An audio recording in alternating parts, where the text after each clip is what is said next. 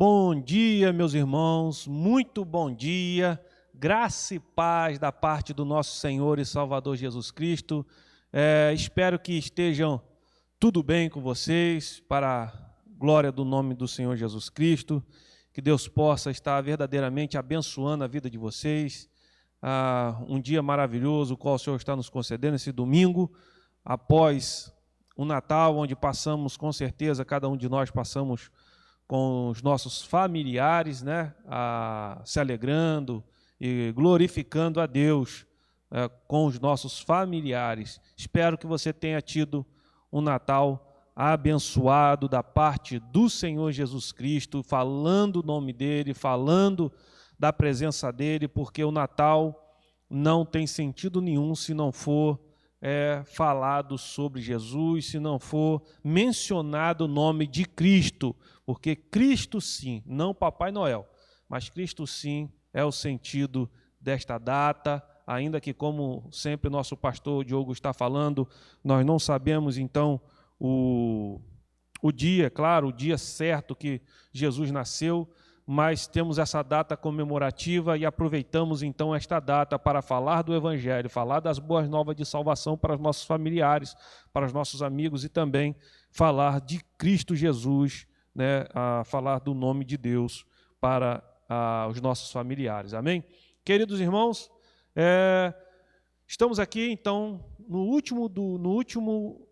na última aula desta lição, onde passamos aí 4 meses falando sobre a doutrina das Escrituras. Examinai as Escrituras, que é a doutrina da Bíblia. Então estudamos aí sobre a palavra de Deus, sobre a Bíblia Sagrada, a importância da Bíblia Sagrada para nossas vidas como cristão, da importância da palavra de Deus, que ela é a nossa regra de fé e prática nesse mundo. É por ela que nós caminhamos, pautado na palavra, na Bíblia, é que nós caminhamos dia a dia. E nesta última aula, irmãos, nós vamos então estar falando na aula de número 17. Você, com certeza, se você acessar aí, se você é membro da nossa igreja, você fizer parte aí do nosso grupo de WhatsApp, você vai ver que a nossa irmã secretária Gisele, ela postou aí, então você já pode abrir aí a lição, né, no WhatsApp e estar acompanhando conosco, correto? Então, vamos então hoje falar da última lição, que é a 17, e que vai estar falando sobre a Bíblia e o comportamento cristão. Então, fechando assim todo esse tema sobre a doutrina da Bíblia, fechando com como nós colocarmos então a Bíblia e o que ela afeta no nosso comportamento diário, né, em alguns pilares da nossa vida diária, e o que então a Bíblia ela ensina para nós, para que nós possamos viver dia a dia na sociedade, na família, né? Então esses são alguns pilares, mas iremos ver isso mais à frente. Eu gostaria que você abrisse então no nosso texto básico, que o nosso texto básico está então Deuteronômio, capítulo 6, versículo 1 ao 9. Deuteronômio, capítulo 6, verso 1 ao 9. Que diz assim, eu vou estar lendo aqui na versão da linguagem de hoje, tá ok, irmãos? Moisés disse ao povo, são esses os mandamentos e as leis que o Senhor, nosso Deus, mandou que eu ensinasse a vocês. Portanto, obedeçam a esses mandamentos na terra em que vão entrar e que vão possuir. Temam o Senhor, nosso Deus, vocês, os seus filhos e os seus netos, e cumpram sempre todos os mandamentos e leis que eu lhes estou dando, e assim vocês viverão muitos anos. Povo de Israel, tenha o cuidado de cumprir a lei de Deus. Então, conforme disse o Senhor, o Deus dos nossos antepassados, tudo correrá bem para vocês, e vocês se tornarão numerosos naquela terra boa e rica onde vão viver. Escute, povo de Israel, o Senhor e somente o Senhor é o nosso Deus. Portanto, amem o Senhor nosso Deus com todo o coração, com toda a alma e com todas as forças. Guardem sempre no coração as leis que eu lhes estou dando hoje, e não deixem de ensiná-las aos seus filhos. Repitam essas leis em casa e fora de casa, quando se deitarem e quando se levantarem. Amarrem essas leis nos braços e nas testas, para não as esquecerem, e as escrevam nos batentes das portas das suas casas e nos seus portões. Então, este é o nosso texto básico que estaremos, então, meditando. O versículo-chave nesta manhã é Amós 8:11, que diz o seguinte: Eis que vem dias, diz o Senhor Deus, em que enviarei fome sobre a terra, não de pão, nem de sede, nem de água, mas de ouvir a palavra do Senhor. Então, queridos, a gente já vê aqui, Moisés, ele está então de frente agora para a terra prometida, e o povo ali está do outro lado do Jordão. Era só questão de atravessar o rio Jordão para estar então na terra prometida, mas isso, quem iria fazer isso somente ia ser Josué, né? Porque Moisés morre, então vai morrer do lado de cá do rio Jordão e não vai pisar na terra prometida, assim como Deus tinha falado, já tinha falado com ele, já tinha prometido a ele que isso não aconteceria, que ele não pisaria na terra prometida, mas ele iria ver a terra. Então, dali onde ele estava, ele viu, e ele agora vai ensinar, vai trazer todo o ensinamento, né? O Deuteronômio é isso, é segunda lei, segunda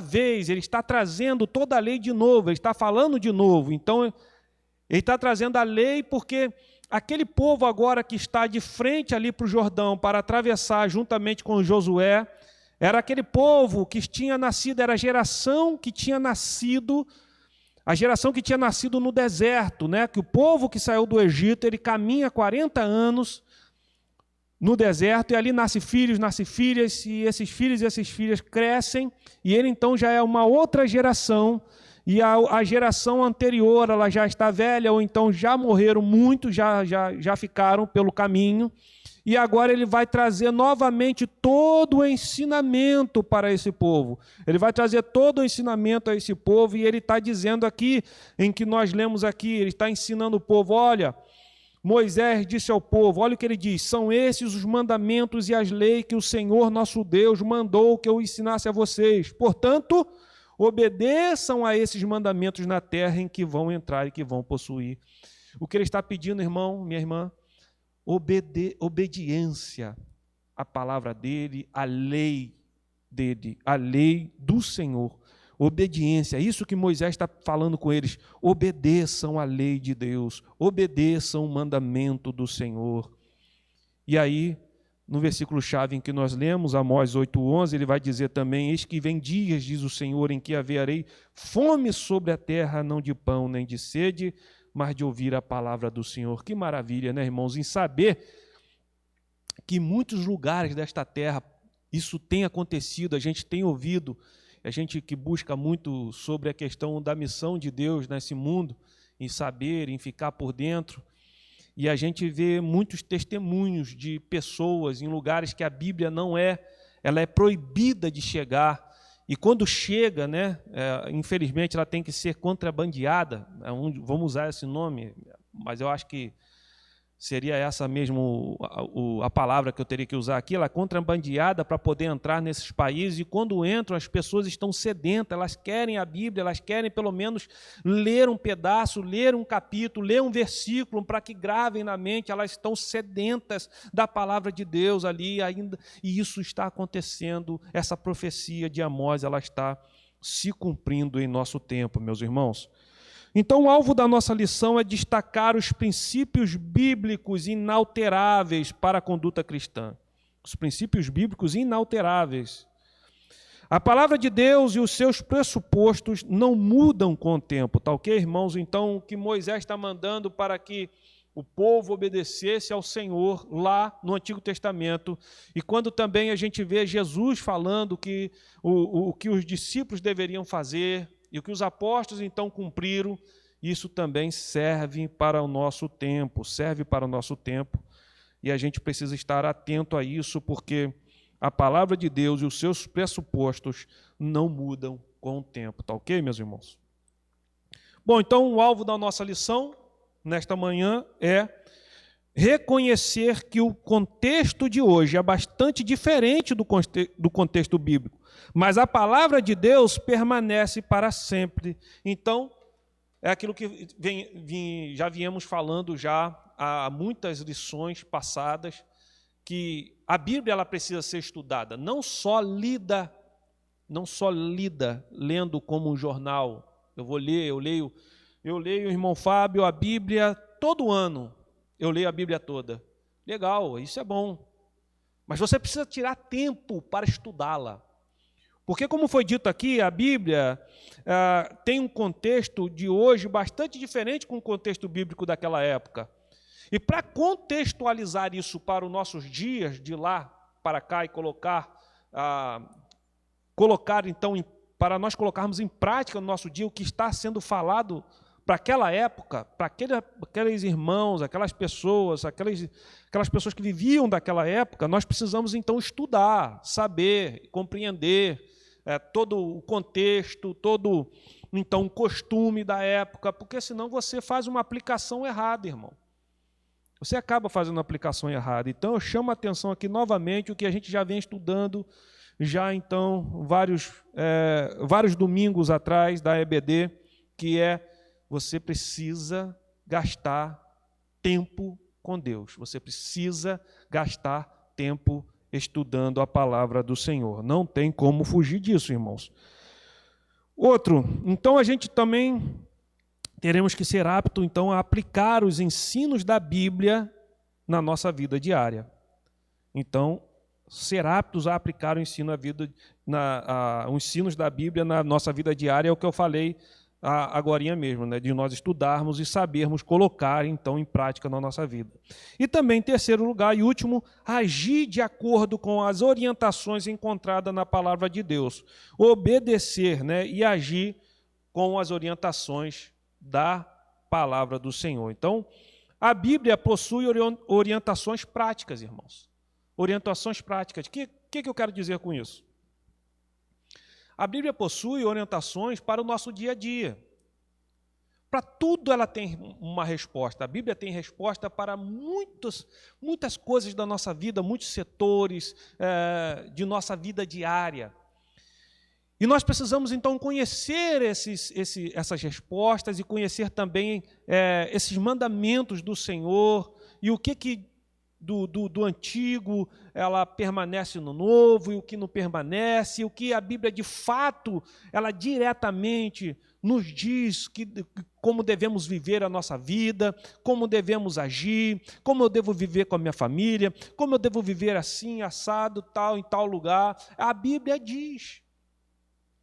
Mas para isso precisamos estudar e se debruçar diante da palavra do Senhor. Então, essas orientações práticas, irmãos, e eu já falei algumas delas aqui agora, mas a Bíblia, ela tem toda vamos dizer assim, a Bíblia ela tem resposta para todo o comportamento humano.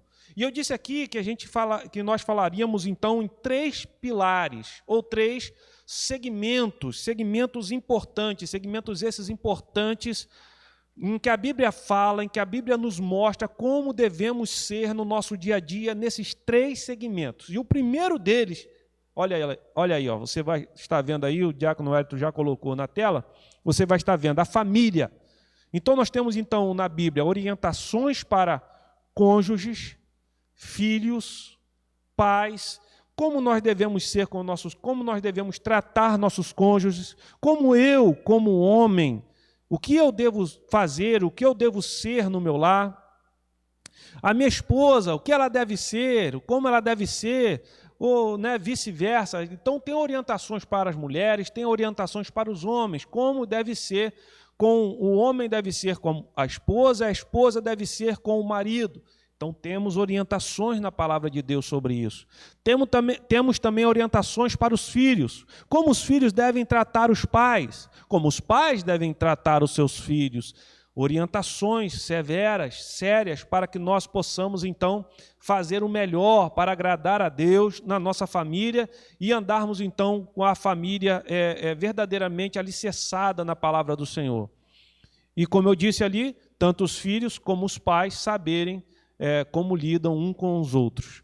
Agora, também tem um segundo segmento, ou um segundo pilar que eu estou trazendo para vocês, que é, então, como nós, então, devemos viver na sociedade, a nossa responsabilidade social na sociedade e também o nosso relacionamento interpessoal, o nosso relacionamento uns para com os outros na sociedade, né? Então, a Bíblia também nos mostra como nós devemos nos relacionar, mantermos esses relacionamentos e também como é a nossa responsabilidade social, num termo mais macro na sociedade em todo, né? E um último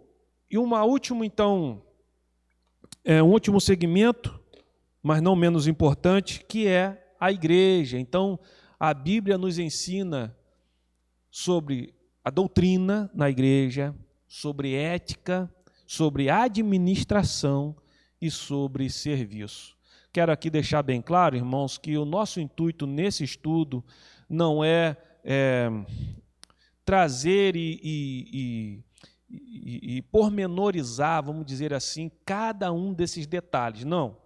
É só para que vocês compreendam. Como eu já falei, isso aí você precisa buscar, você vai precisar ter um estudo mais aprofundado, querendo você saber mais sobre cada um desses. Mas o que eu quero aqui, nesta manhã, é chamar, então, a sua atenção para esses três pilares, esses três segmentos em que a Bíblia nos mostra, sim, como nós devemos caminhar. E então você vai buscar, então, mais e mais conhecimento desses três segmentos. Claro que há mais, mas nesses três segmentos seria importantíssimo você buscar conhecimento, e você busca conhecimento e coloca em prática na sua vida diária, tá ok? Então, esses são os três segmentos que nós devemos trabalhar hoje, nesta manhã. Na introdução, então, nós vamos tratar desse assunto que nós falamos, olhando para esses três segmentos mais importantes da sociedade. E, mais uma vez, eu falo com os irmãos, quais três segmentos? Família, né? Sociedade e igreja.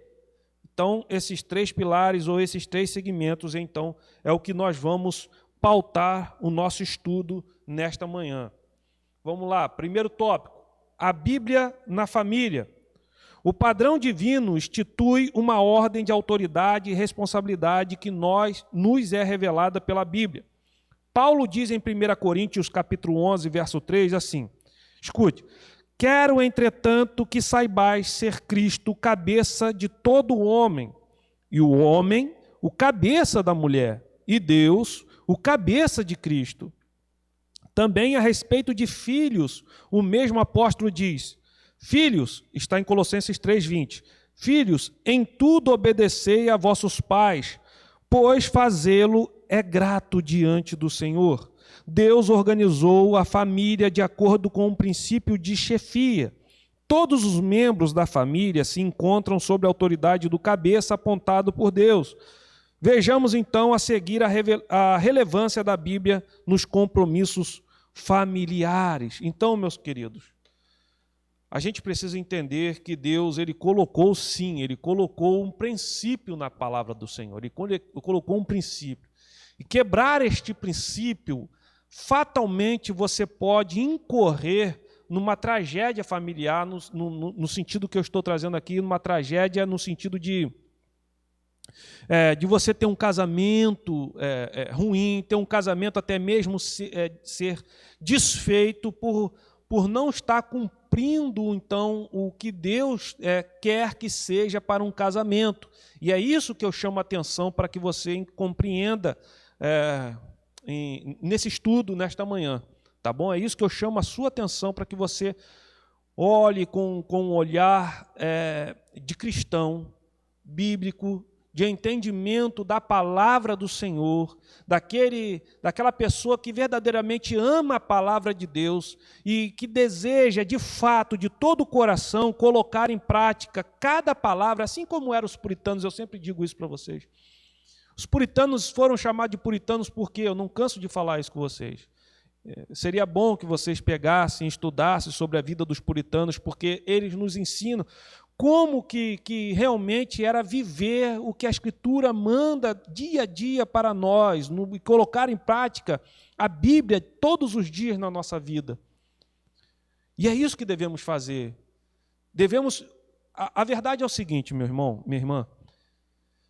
Se você verdadeiramente crê na palavra do Senhor, e eu digo aqui, se você crê em toda a palavra, e não só, não, eu creio só daqui para frente, metade, não, só essa palavra, mas esse capítulo não. A Bíblia é a palavra que nós aprendemos em todo esse quadrimestre. A Bíblia é a palavra de Deus, a inerrante, infalível, suficiente palavra do Senhor para nossas vidas. Então o cristão, ele pauta a sua vida, ele tem a Bíblia como a sua regra de fé e prática. E assim sendo, ele crê na palavra e ele quer colocar em prática o que a Bíblia diz. E sendo assim, irmãos, na família, então, ele vai querer também colocar isso em prática. Então, escute bem. Vamos ver, então, alguns compromissos na família, né? O que a gente tem que colocar, o que a Bíblia diz para a gente colocar no nosso dia a dia na família. Então, veja aí o primeiro. Entre os cônjuges, marido e mulher.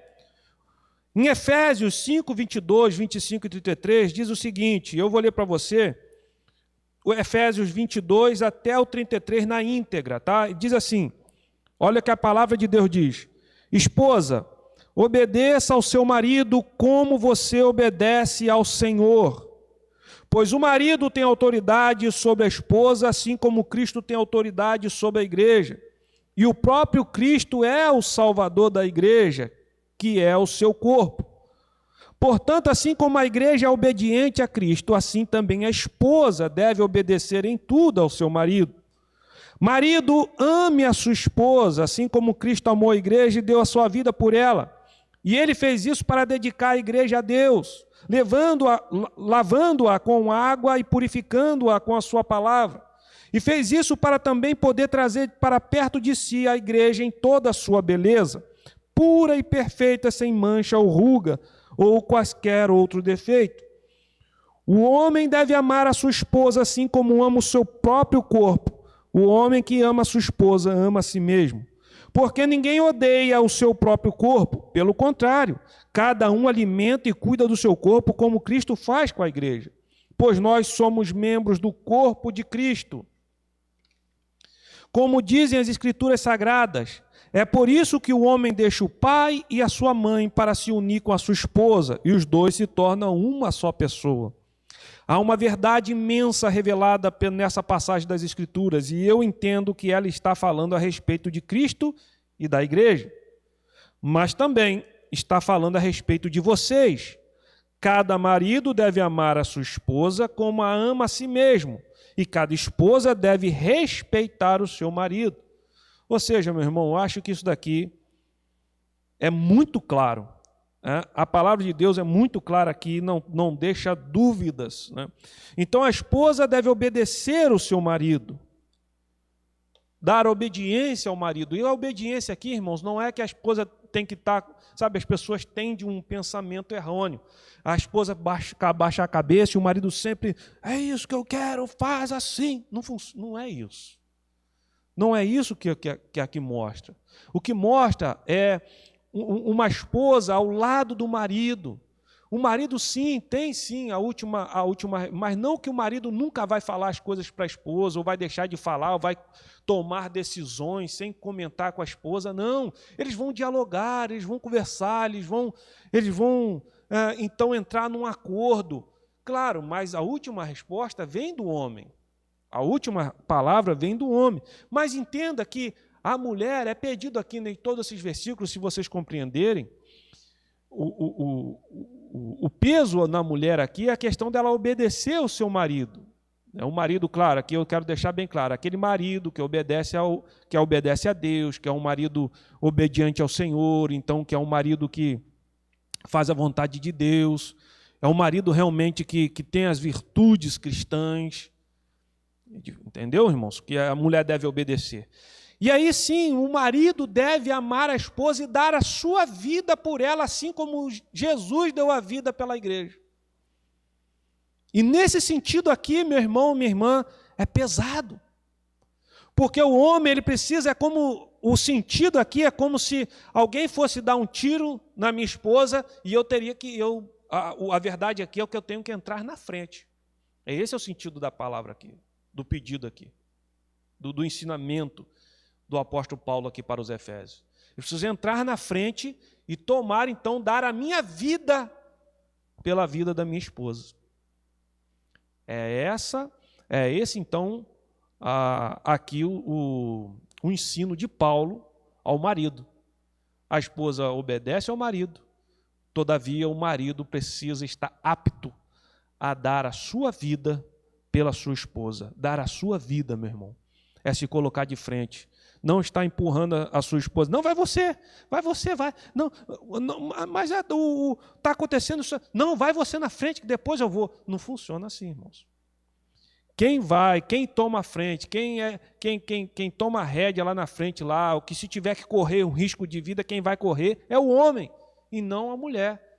E não o homem vai colocar a mulher para correr o risco de vida, mas é o homem que vai fazer isso por ela. Está compreendendo, meus irmãos? Então, isso é o que a palavra de Deus nos mostra para o nosso dia a dia, como um casal, né, como cônjuge dentro de uma família organizada e com Deus. E essa família tendo filhos, então como os filhos... Ih, apagou. Voltou. Então, como dos filhos para com os pais, qual o tratamento, então, dentro da família dos filhos, que os filhos têm que tratar com os seus pais? É isso que nós vamos ver agora. Vamos ver, então, Efésios 6, 1 a 4, diz assim: filhos, vamos ler primeiro de 1 a 2. Filhos, o dever cristão de vocês é obedecer a seu pai e a sua mãe, pois isso é certo. Como diz as Escrituras, respeite o seu pai e a sua mãe. E esse é o primeiro mandamento que tem uma promessa, a qual e ele vai dizer então no versículo 3, faça isso a fim de que tudo corra bem para você e você viva muito tempo na terra. Então, são dois compromissos então que aqui a gente vê distintos. O primeiro é obediência e o segundo, honra. É isso que os filhos então devem dar aos pais. Primeiro, obediência e segundo, honra. Está vendo como é que a Bíblia ensina aos filhos como eles devem tratar os seus pais? A gente pode resumir nisso aqui, irmãos, com obediência e honra. Honrando e obedecendo aos pais.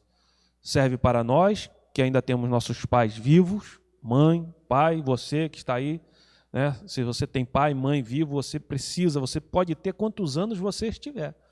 Você precisa ainda continuar obedecendo e honrando o seu pai e a sua mãe. Assim também como nossos filhos pequenos, os nossos filhos de todas as idades, né? Aqueles que têm, enfim, pai e mães vivos, eles precisam estar honrando e obedecendo.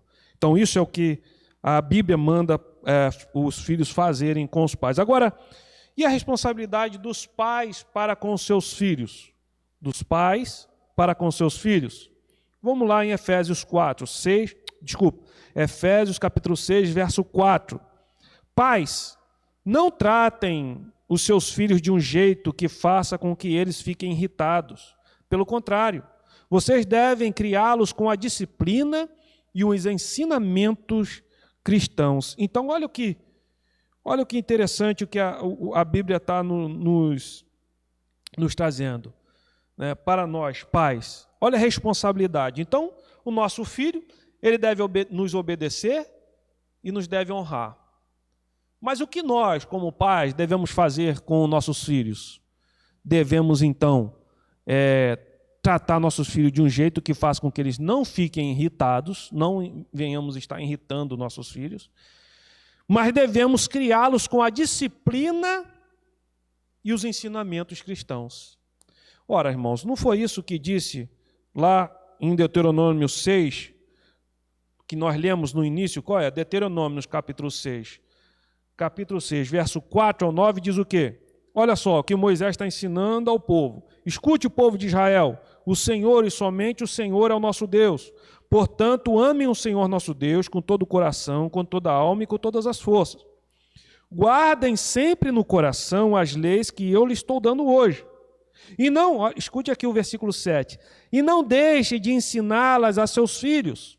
Repitam essas leis em casa e fora de casa, quando se deitarem, quando se levantarem. Amarrem essas leis nos braços e na testa para não se esquecerem, e as escrevam no batente da porta das suas casas e nos seus portões. Claro que nós não escrevemos, né, nos nossos braços, na nossa testa, a Bíblia, ou escrevemos na nossa casa, né? O bom seria até que nós usássemos, inclusive, a nossa geladeira, colocasse lá, colássemos, né, alguns versículos bíblicos. Seria legal, porque a gente já estaria lendo toda vez que abrisse a geladeira, enfim, mas cada um tem o seu jeito, mas a verdade é uma para todos nós, irmãos. Como você vai fazer, se você vai colocar esses versículos na geladeira, se vai colocar até mesmo nos umbrais da sua porta, da sua casa, não interessa. Agora, o que interessa é que a Bíblia fala para nós ensinarmos nossos filhos. Os pais devem criar os seus filhos e admoestar os seus filhos, que é aconselhar, ensinar, no caminho que deve andar. Esse é o nosso papel, esse é o meu papel como pai, esse é o seu papel como pai, como mãe dos seus filhos. Deve ensinar os seus filhos no caminho, na disciplina, na demonstração da palavra de Deus. A verdade é que temos falhado quanto a isso, irmãos. Temos falhado quanto a isso. Se nós pararmos para pensar, nós não temos tempo para falar da palavra de Deus para nossos filhos. É isso que nós muitas das vezes dizemos para nós mesmos. Nós não temos tempo para fazer um culto dominical, um culto no lar com nossos filhos. Nós não temos tempo para chamar nossos filhos e orarmos com eles. Isso é o que eu estou dizendo, isso é o que nós dizemos a nós mesmos. Que tentamos enganar a nós mesmos, falando que não temos tempo. Mas passamos tempo, muitas das vezes, aquele tempo que deveríamos estar, então, falando da palavra do Senhor para nossos filhos, passamos nas redes sociais, na televisão, né? E tantas outras coisas aí que nos tiram a atenção e nos tiram o nosso tempo de estarmos com Deus, irmãos. É o momento de nós recuperarmos isso, é agora. O mundo tem estado numa situação terrível e nos mostram, e a gente vê, tanto pelos ensinamentos bíblicos e tanto por homens de Deus que têm se comunicado e falado sobre isso, que estudam a escatologia, estudam e dizem que realmente estamos num tempo aí que se finda, irmãos. Que está chegando o anticristo. Isso deveria nos tocar o coração em entendimento de que é o momento de nós levantarmos desse sono da indolência, desse sono espiritual ao qual a nossa igreja, quando eu digo a nossa igreja aqui, a igreja brasileira, a igreja evangélica brasileira, está dormindo nesse sono. E precisamos levantar, irmãos, e acordar, e tomar e fazer o nosso papel, que é para nós fazermos de crente. Vivermos, então, como crentes. E olha o que a Bíblia manda para nós, na nossa família, irmãos. Tanto como cônjuges, tanto como nossos filhos para conosco, e tanto também nós para com nossos filhos. A responsabilidade é minha e sua, irmão, de educar os nossos filhos na presença de Deus. Esses dias eu pedi perdão aos meus filhos, sentei com eles e pedi perdão a eles, que eu errei. Errei na criação deles. Deveria ter sido mais enfático na palavra, deveria ter sido mais sério em trazer a palavra do Senhor a todos os dias. Falei, mas falei pouco. Orei, mas orei pouco. Deveria ter feito mais. Deveria ter feito mais, irmão. E a gente precisa reconhecer os nossos erros. Reconhecer os nossos erros. Não é somente chegar e o seu filho tomou uma idade e agora está andando pelo mundo afora e falar assim, não, eu ensinei, mas agora ele tomou a vontade dele, é problema dele, eu não tenho nada a ver com isso. Não, irmão. Devemos olhar para nós, olhar para dentro de nós mesmos e falar assim, onde foi, aonde, Senhor, que eu errei aqui? Pois se errei, o Senhor me perdoe. Me perdoe. E agora o fardo que me cabe é orar, orar, orar, orar, até que Deus alcance o coração de meu filho ou da minha filha. Não é desistir dele ou dela e falar, não, agora já era, agora ele tomou a idade, deixa para lá, deixa ele viver a vida dele, ele já é maior de idade, ela já é maior de idade, é problema dele, problema dele. Não, irmãos, não desista dos seus filhos. Olhe para trás, reconheça o seu erro, peça perdão pelos seus erros na criação, talvez que você possa ter errado, de não ter falado mais, de não ter trazido mais palavra de Deus, de não ter feito, como está dizendo aqui, escrever nos umbrais da porta. Reconheça o seu erro, mas levante-se e fale, não, agora eu vou ter que então, agora o que cabe a mim é orar.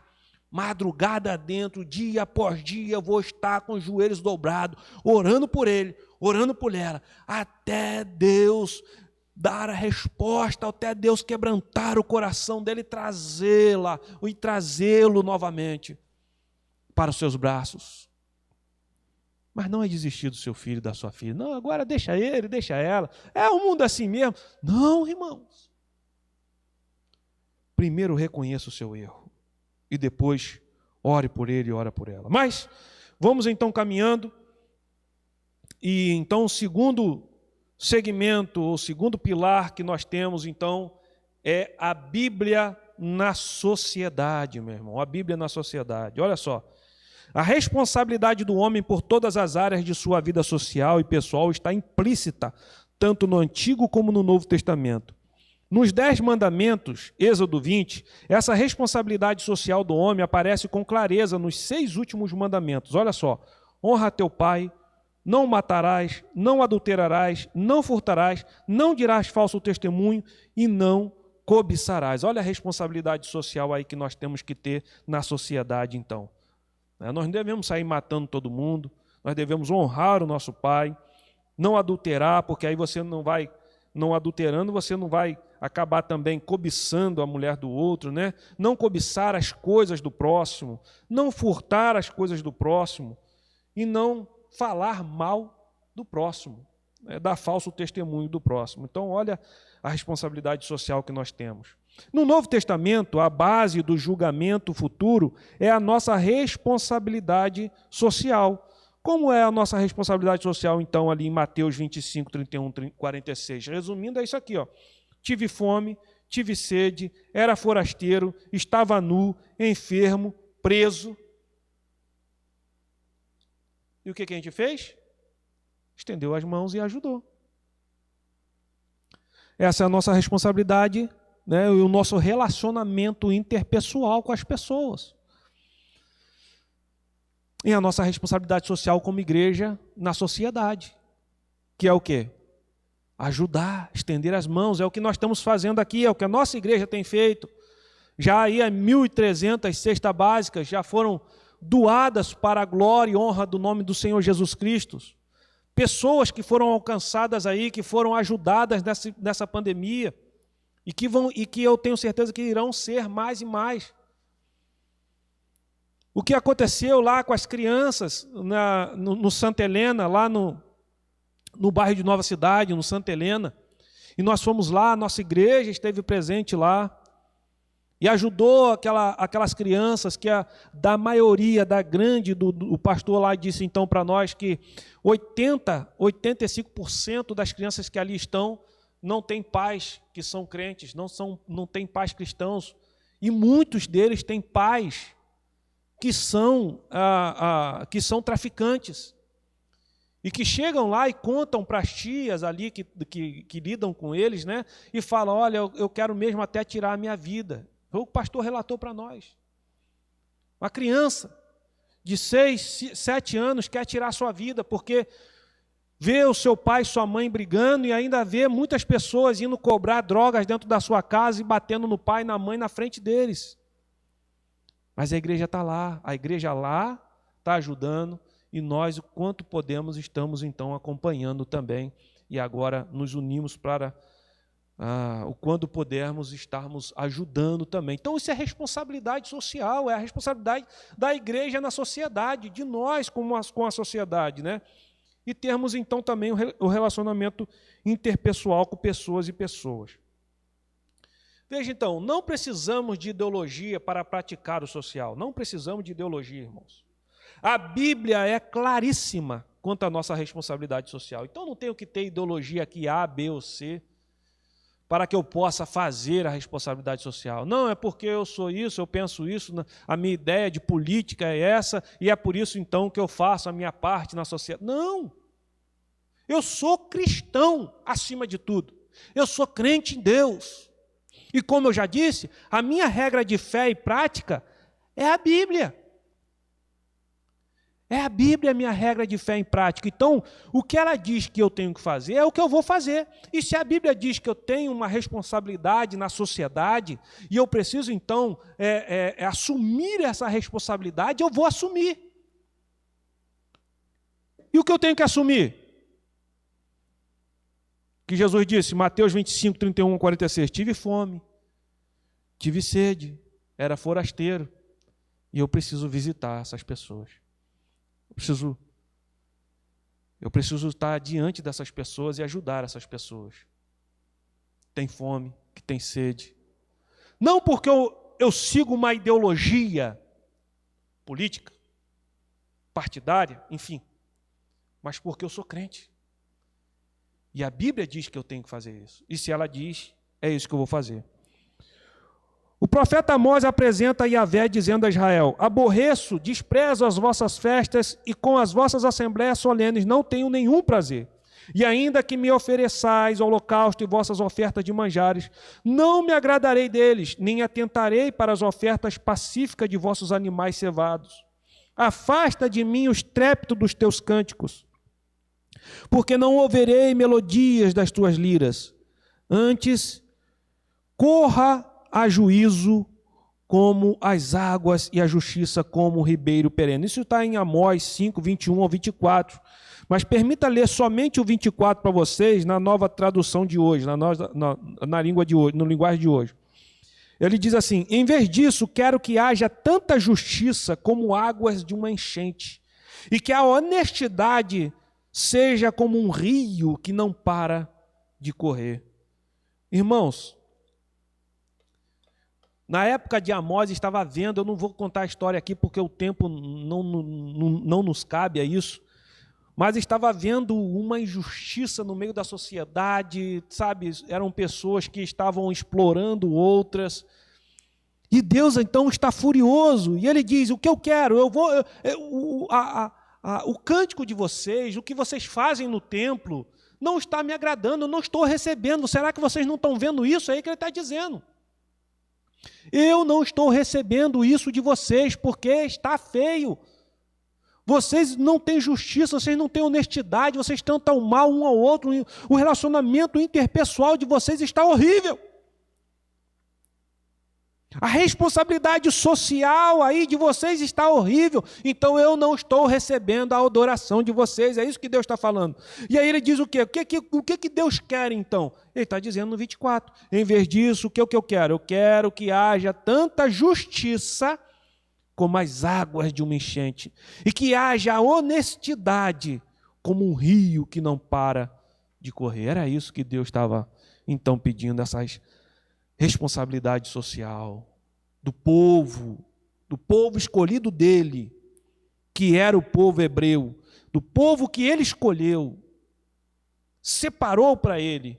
Ele queria que eles obedecessem a ele, e a obediência era que eles fossem então um povo que fosse de exemplo para os outros povos ao redor. Os povos vizinhos olhassem para Israel e vissem, olha como eles se tratam, olha como eles tratam um ao outro. Olha como é que eles realmente, então de fato esse Deus, o Deus deles, o Deus que dá então a lei para eles e eles obedecem, olha como é que o Deus deles é bom, esse é o Deus verdadeiro, é isso que o Deus queria, que os povos ao redor olhassem para ele, fossem eles então como exemplo de homens que obedecem o Deus verdadeiro, o Deus então criador dos céus e da terra. Em 2 Crônicas 34, 14 ao 18, diz o seguinte, meu irmão: conta a história do grande achado que foi o livro da lei e a influência que a leitura desse livro teve na vida do rei, dos seus auxiliares e de todo o povo.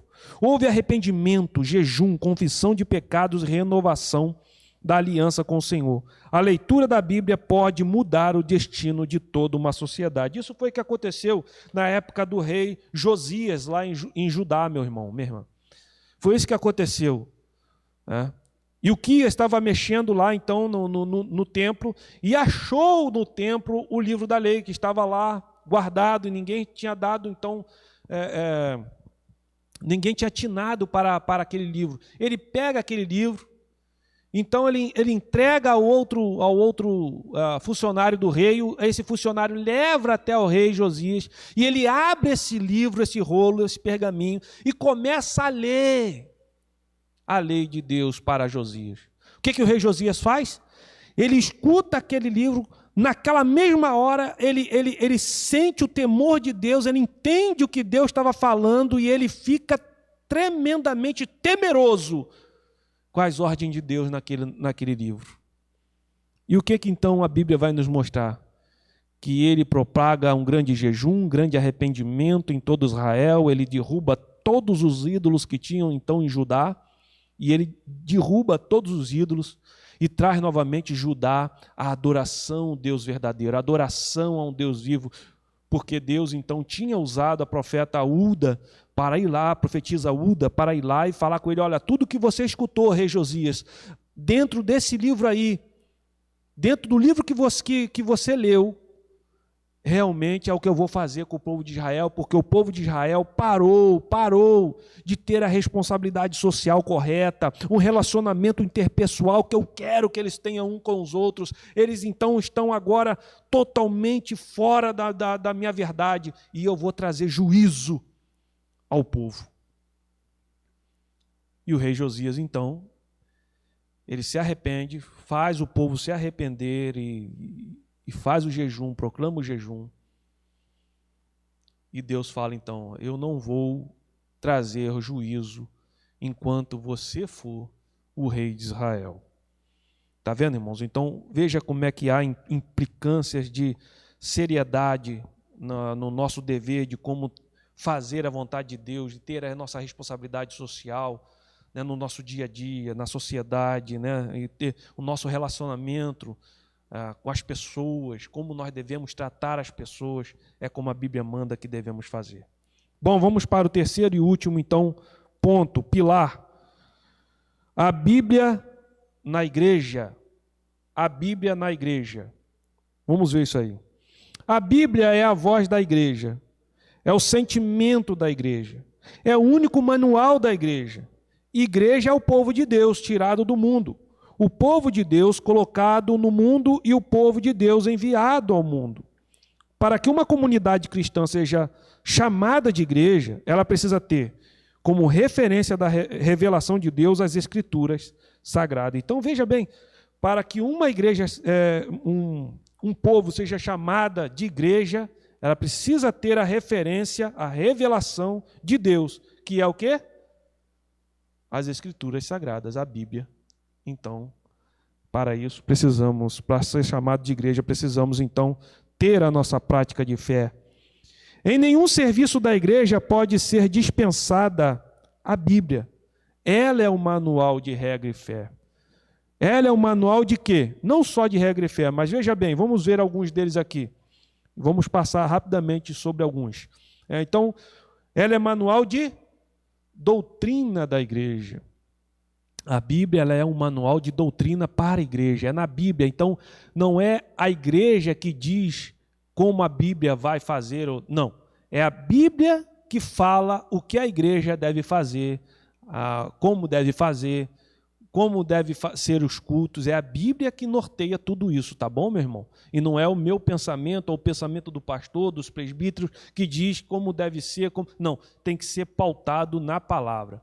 2, a ética da igreja também, como é esse tratamento, como deve ser feito esses tratamentos dentro da igreja, é a Bíblia que vai dizer. 3, a administração da igreja. Como a igreja vai ser administrada?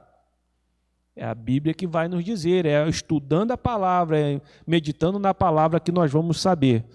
4, serviço da igreja. Como vai ser então que os diáconos vão trabalhar, o que precisam fazer, como vai ser? Nós vamos instituir diáconos, a Bíblia diz para instituir diácono ou não? Como é isso? A Bíblia vai falar. Conselho da igreja, os conselhos que são dados então através do pastor para você, quando você faz o gabinete com o pastor, é na Bíblia que ele pauta os seus conselhos, tá bom, meu irmão? É na Bíblia, não adianta ir até o pastor pensando ou desejando que ele fale algo que te agrade, não faça isso, porque o pastor ele vai trazer na Bíblia. E se você já sabe que a Bíblia diz sobre aquilo que você vai até o pastor perguntar, ou que se aconselhar com o pastor, mas querendo uma outra resposta que te agrade, mas você já sabe o que a Bíblia diz, que fala sobre aquilo, não vá não perca seu tempo. Que se a Bíblia diz aquilo, se é um pastor sério, um homem de Deus, ele vai chegar para você e vai dizer o que a Bíblia diz. Querendo, gostando você ou não, ele vai falar, não, a Bíblia diz sobre isso. Não, pastor, mas eu penso assim. Não, mas o que eu posso falar para você é o que a Bíblia diz. A Bíblia diz isso. A Bíblia fala sobre isso. Que o certo, nesse sentido que você está me pedindo esse conselho, é sobre isso. É isso aqui. Mas isso eu já sabia, eu queria... Aí vai pela sua consciência, a sua cabeça, o que você está achando. E não é o que a Bíblia está mandando.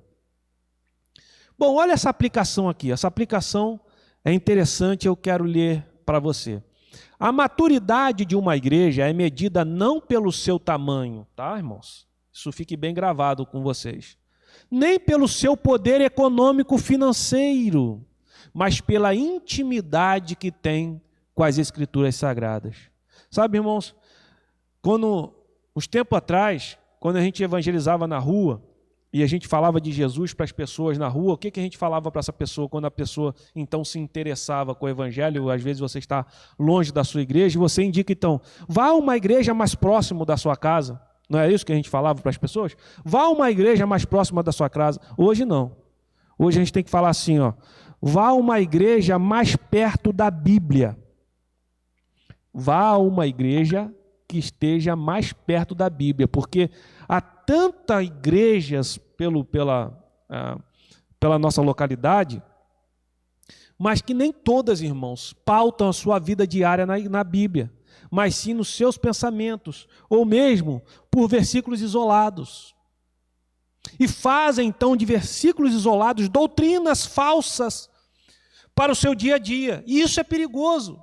E é o que eu falei com vocês, irmãos, só vamos saber e entender de fato o que a Bíblia manda para cada um de nós se nós estudarmos com zelo e afinco a palavra.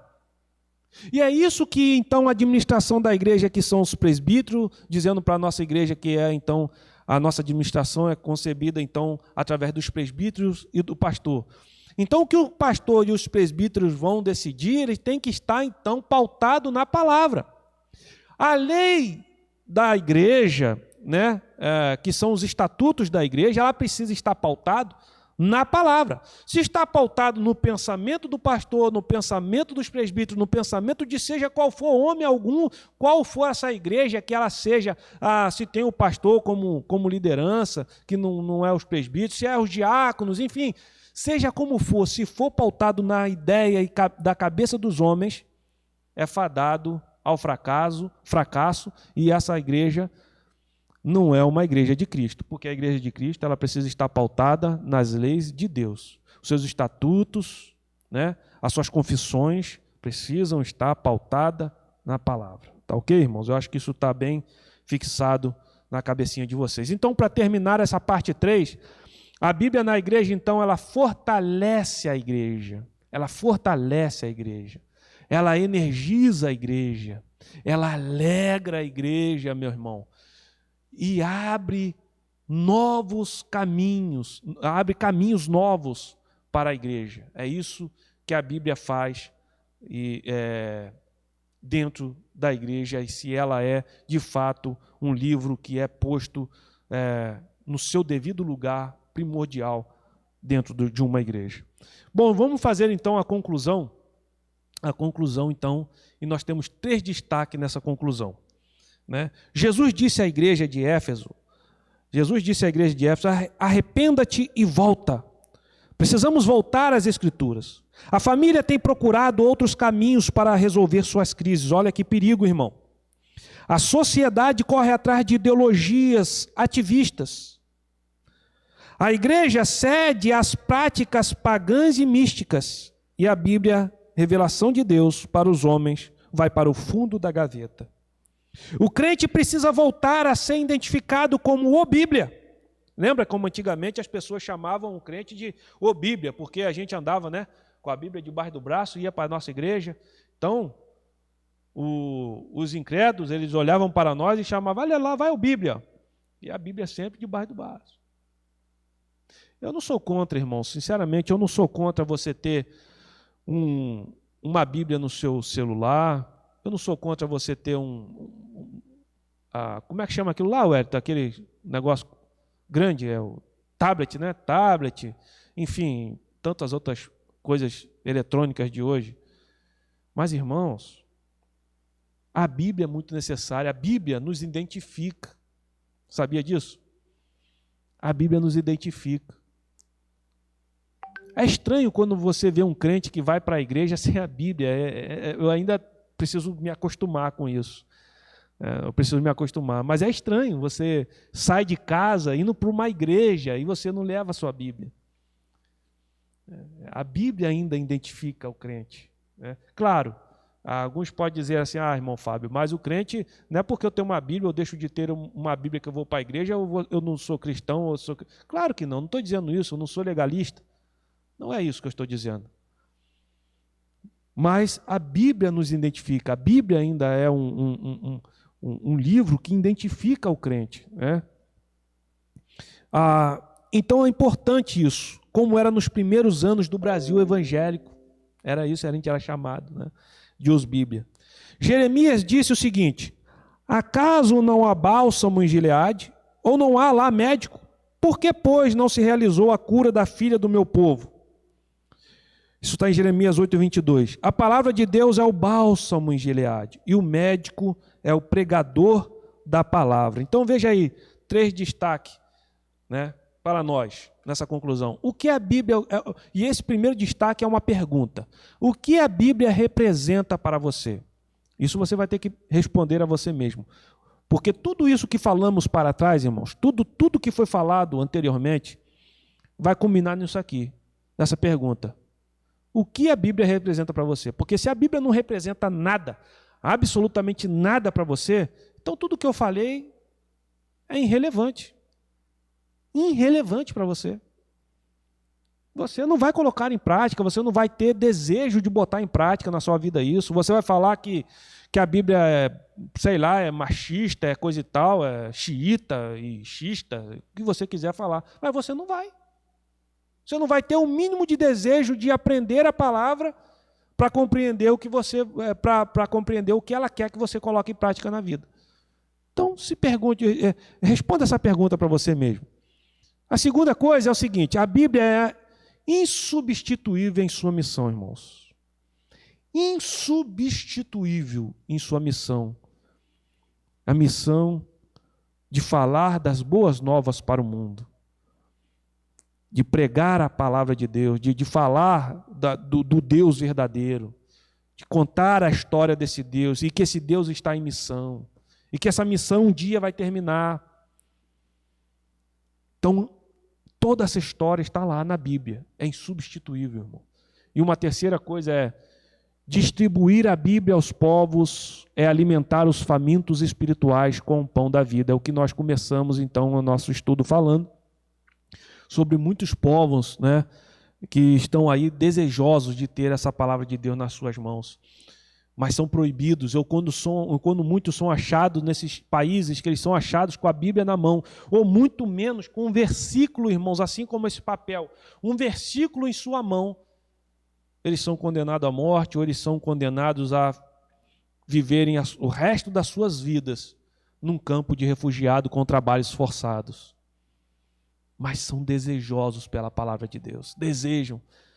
Eles queriam muito ter a Bíblia assim como nós temos. E hoje, o que nós temos? A Bíblia, como eu já falei, celular, tablet, computador, de todas as traduções, né? De várias versões. Temos a palavra de Deus na nossa mão, mas não damos o devido compromisso, ou não botamos essa palavra de Deus no principal das nossas vidas, né? Infelizmente, meus irmãos. Então,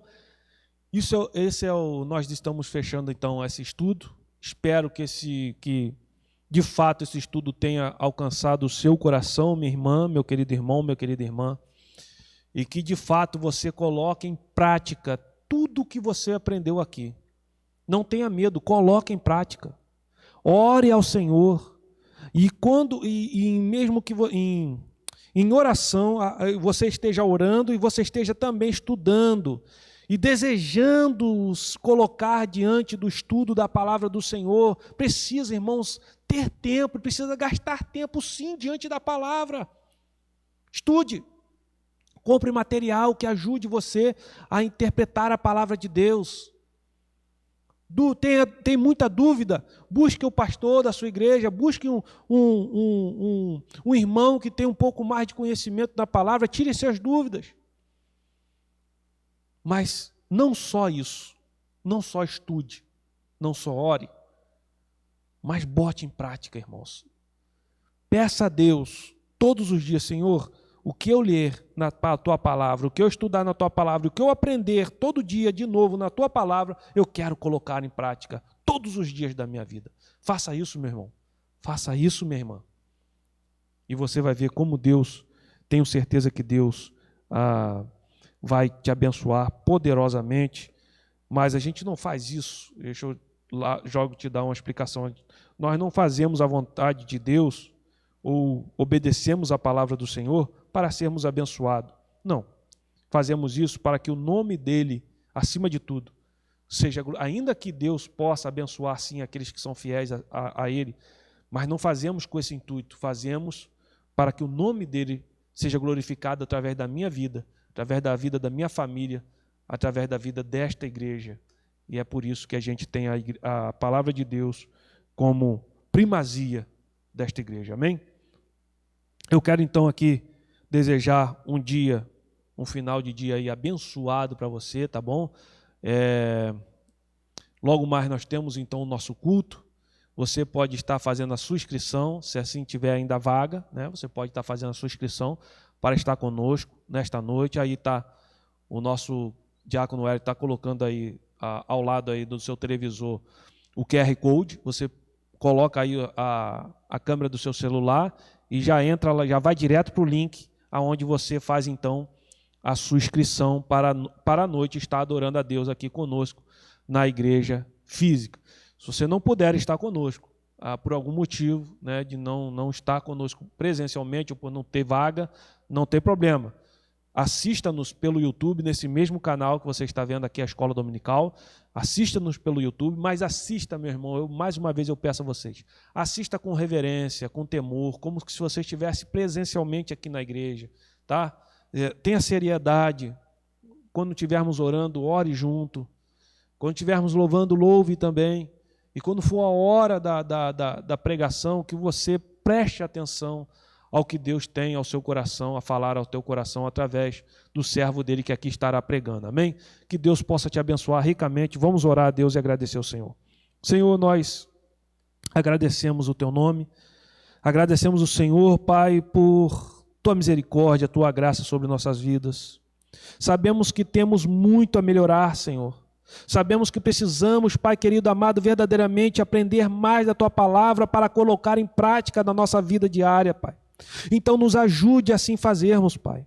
Nos dê forças espirituais, físicas, para colocarmos em prática tudo o que temos aprendido na tua palavra, Senhor. Porque esse é o nosso desejo, esse é o desejo de todo cristão verdadeiro, esse é o desejo daqueles que amam o Senhor verdadeiramente. Então, nos ajude, Deus, ajude-nos a colocar em prática, Pai querido. Nos dê força, Senhor. Não nos deixa desistir de forma alguma, que o Teu Espírito Santo, Pai querido amado, possa abrir nossas mentes, iluminar nossas mentes, para que possamos assim fazer. E sermos fiéis ao Senhor em todo momento, em todo tempo, para que o Teu nome seja glorificado, para que o Teu nome seja exaltado através das nossas vidas, ó Deus. É isso que eu te peço. Rogo também por uma tarde abençoada na Tua presença de domingo, Senhor, e à noite, Senhor, que nós possamos retornar, se assim o Senhor nos permitir retornar para a Tua casa e adorar o Teu nome, glorificar o Teu nome aqui. E aqueles que estarão nos seus lares adorando o Senhor, que o Senhor possa também estar abençoando. Abençoa meus irmãos agora, Pai, que estão nas suas casas. Sê para com eles. Abençoa-os. Para a glória e para a honra do Teu nome eu lhe peço e te agradeço em nome de Jesus. Amém. Irmãos, que Deus vos abençoe. Um bom domingo para todos, em nome de Jesus. Amém. Deus abençoe.